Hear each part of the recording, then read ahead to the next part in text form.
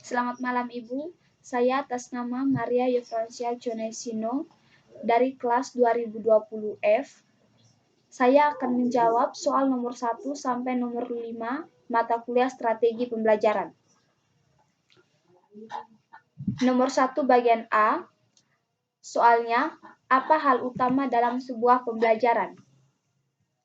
Hal utama dalam sebuah pembelajaran adalah teknik pembelajaran, metode pembelajaran, taktik, dan pendekatan pembelajaran. Hal utama pembelajaran ini ada digunakan oleh guru semata-mata untuk mencapai tujuan pembelajaran. Jika tujuan pembelajaran berhasil atau tercapai dilakukan, maka pembelajaran itu efektif. Tetapi, jika tujuan pembelajaran itu tidak tercapai, maka sebuah pembelajaran dikatakan tidak efektif dan tidak berhasil. Untuk mencapai tujuan pembelajaran juga dilakukan bagaimana cara guru untuk membuat suatu strategi belajar yang tepat dalam pembelajaran. Dengan memiliki strategi belajar mengajar, guru akan mempunyai pedoman untuk bertindak dalam belajar. Dengan adanya strategi yang dimiliki oleh guru, peserta didik belajar secara efektif dan efisien, serta mengenal dan mencapai tujuan pembelajaran yang diharapkan. Nomor 1 bagian B, soalnya, jelaskan konsep dan hakikat pembelajaran berdasarkan gambar. Yang pertama, strategi adalah rencana cermat dan teliti untuk mencapai tujuan pembelajaran. Artinya, dalam suatu pembelajaran, seorang guru perlu membuat suatu rencana yang matang dalam belajar mengajar, guna mencapai suatu tujuan pembelajaran.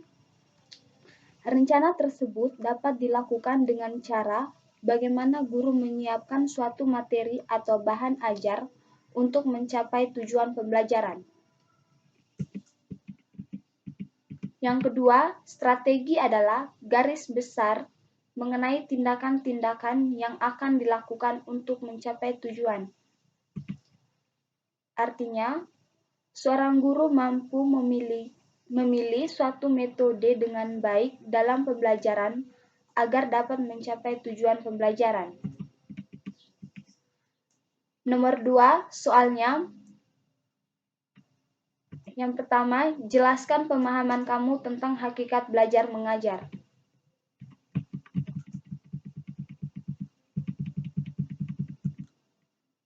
Menurut pemahaman saya, hakikat belajar mengajar adalah kegiatan untuk mengatur suatu hubungan yang dimiliki oleh seorang guru dalam membimbing peserta didik pada saat pembelajaran. Dalam proses pembelajaran, seorang guru harus memiliki tujuan, bahan ajar, metode, alat pengajaran, dan adanya evaluasi dalam pembelajaran guna dapat berinteraksi dengan peserta didik. Tujuan pembelajaran yang dimaksud di sini adalah suatu perilaku hasil belajar yang dimiliki oleh peserta didik. Bahan ajar adalah isi dari suatu kegiatan belajar mengajar yang ingin dicapai untuk memenuhi tujuan.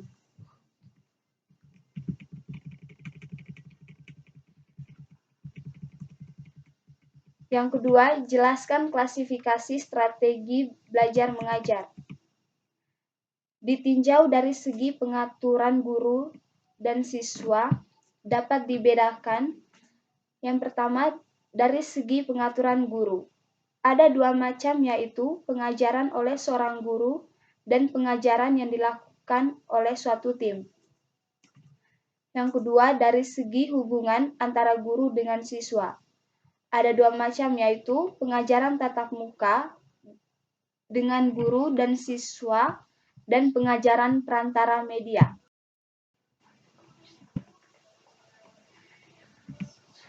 Yang ketiga, ditinjau dari segi siswa, ada tiga macam, yaitu pengajaran klasikal, pengajaran dalam kelompok kecil, dan pengajaran perorangan. Ditinjau dari segi struktur peristiwa belajar mengajar, dibedakan menjadi yang pertama, struktur belajar mengajar yang bersifat tertutup, artinya segala sesuatu sudah ditentukan secara ketat sebelum kegiatan belajar mengajar berlangsung.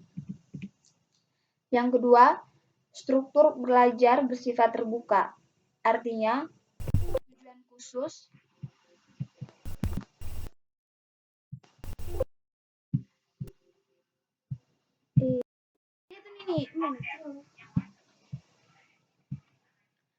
Yang kedua, struktur belajar bersifat terbuka, artinya tujuan khusus, materi prosedur yang ditempuh ditentukan sementara pada saat kegiatan belajar mengajar.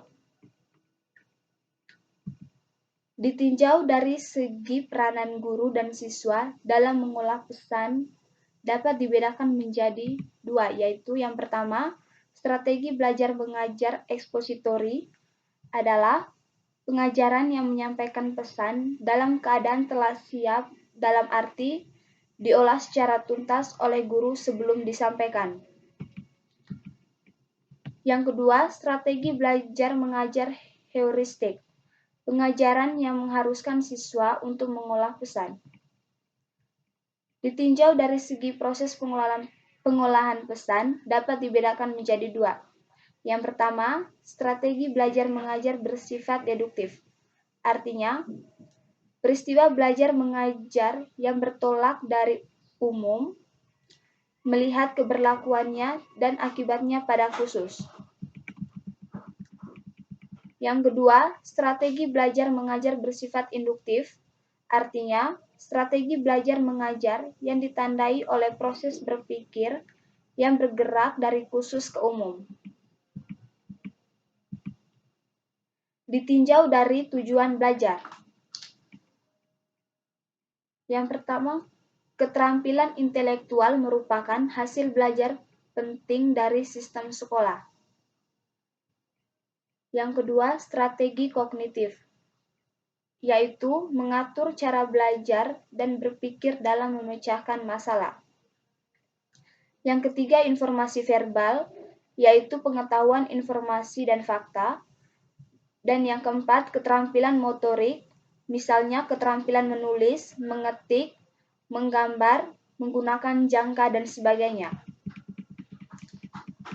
Nomor 3 soalnya, sebut dan jelaskan kembali macam-macam strategi pembelajaran. Pertama, strategi discovery learning.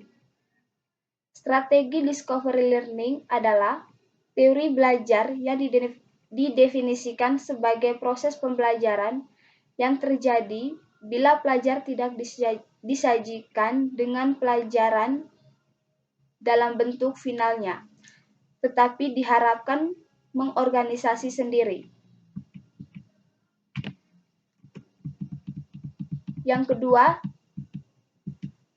strategi inquiry learning. Strategi inquiry learning didefinisikan oleh Piaget sebagai pembelajaran yang mempersiapkan situasi bagi anak untuk melakukan eksperimen sendiri, dalam arti luas, ingin melihat apa yang terjadi, ingin melakukan sesuatu, ingin menggunakan simbol-simbol dan mencari jawaban atas pertanyaan sendiri, menghubungkan penemuan yang satu dengan penemuan yang lain, membandingkan apa yang ditemukan dengan yang ditemukan orang lain.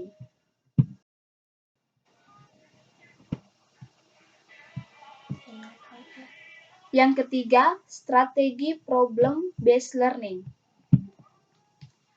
Strategi problem-based learning adalah metode pengajaran yang bercirikan adanya permasalahan nyata sebagai konteks untuk para peserta didik belajar dapat berpikir kritis dan keterampilan memecahkan masalah dan memperoleh pengetahuan.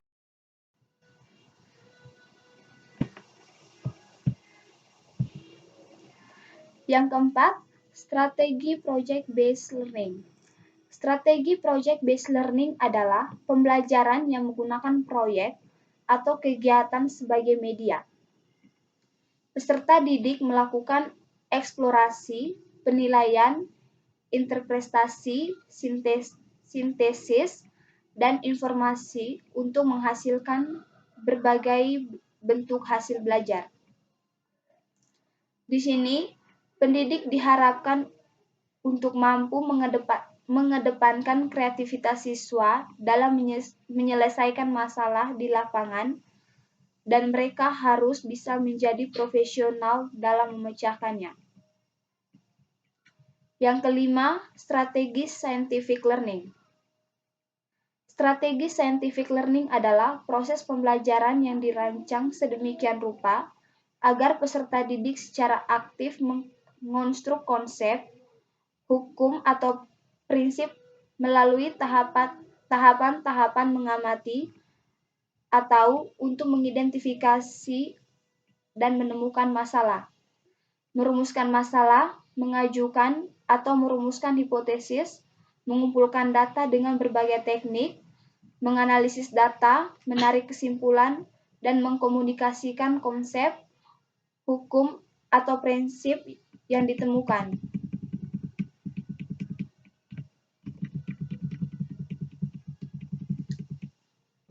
Pertanyaan nomor 4. Berdasarkan video tersebut, jelaskanlah perbedaan ketiga pendekatan yang dijelaskan dalam video. Yang pertama, inquiry discovery approach.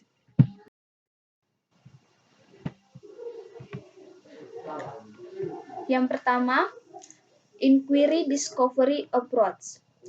Dalam sistem belajar, guru menyajikan bahan atau materi pembelajaran tidak dalam bentuk yang final atau hasil akhir, tetapi para siswa atau peserta didik diberi kesempatan untuk mencari dan menemukan sendiri dengan menggunakan teknik pendekatan pemecahan masalah. Yang kedua, expository approach. Pendidikan expository menekankan pada penyajian informasi yang disampaikan sumber belajar kepada warga belajar. Artinya, melalui pendekatan ini, guru menyampaikan materi secara tuntas. Pendekatan ekspositori ini lebih tepat digunakan apabila jenis bahan belajar yang bersifat informatif, yaitu berupa konsep-konsep dan prinsip dasar yang perlu dipahami siswa secara pasti. Dalam pendekatan ini, proses belajar mengajar dilakukan dengan jalan guru menyajikan bahan atau materi pelajaran dalam bentuk yang telah dipersiapkan secara rapi, sistematis, dan lengkap, sehingga para siswa tinggal menyimak dan mencermatinya saja secara tertib dan teratur. Yang ketiga, mastery learning approach. Pendekatan belajar mengajar dengan menitik beratkan pada penguasaan materi atau bahan pelajaran secara tuntas pada diri siswa. Siswa dituntut untuk menguasai materi 90% dan tuntas. Soal nomor 5. Sebut dan jelaskan kembali 11 jenis metode pembelajaran. Yang pertama, metode ceramah. Metode ceramah adalah salah satu metode pembelajaran yang bersifat konvensional karena guru menyampaikan materi kepada siswa secara lisan. Yang kedua, metode diskusi. Metode diskusi selalu mengutamakan aktivitas diskusi yang melibatkan para siswa untuk belajar memecahkan masalah. Penerapan metode diskusi biasanya dilakukan dengan cara membuat kelompok diskusi yang bertugas membahas sebuah masalah.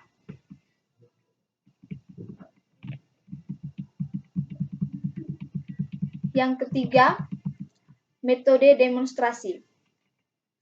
Metode demonstrasi merupakan metode pembelajaran yang dilakukan dengan cara praktikum agar siswa bisa melihat dan mempraktikkan secara langsung materi yang sedang dipelajari. Metode demonstrasi memang lebih menarik serta membuat siswa lebih fokus pada materi pelajaran. Yang keempat, metode ceramah plus.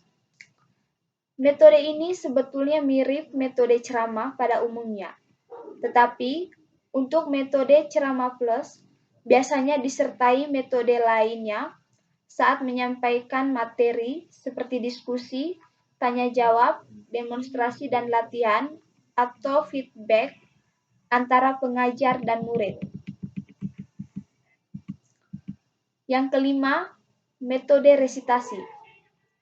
Metode resitasi biasanya mengharuskan siswa membuat resume tentang materi yang telah disampaikan oleh guru, di mana resume tersebut ditulis pada kertas menggunakan kata-kata dari siswa sendiri.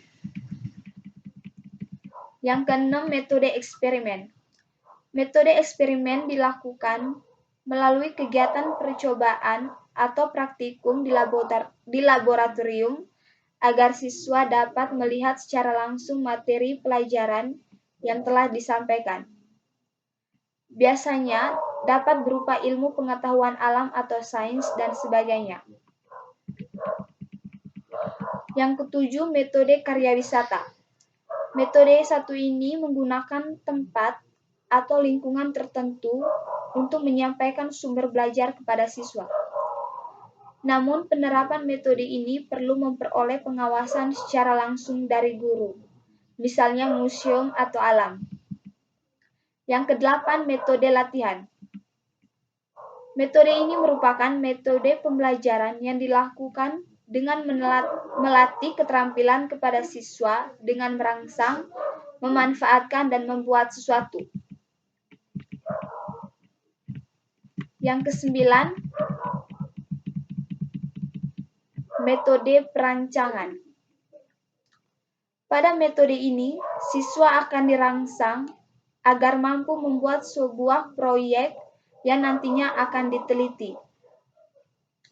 Dapat berupa perancangan skema, data, grafik, dan lain-lain.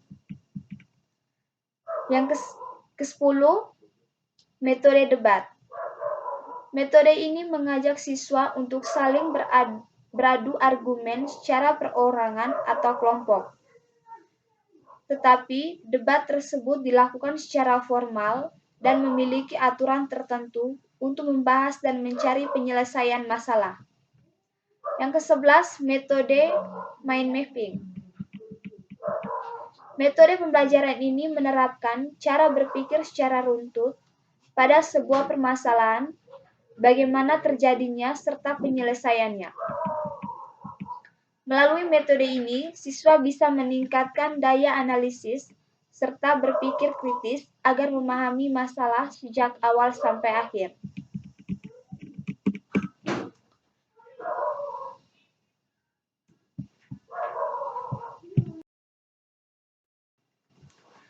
Baik Ibu, terima kasih. Itu adalah jawaban UTS dari soal nomor 1 sampai nomor 5. Terima kasih.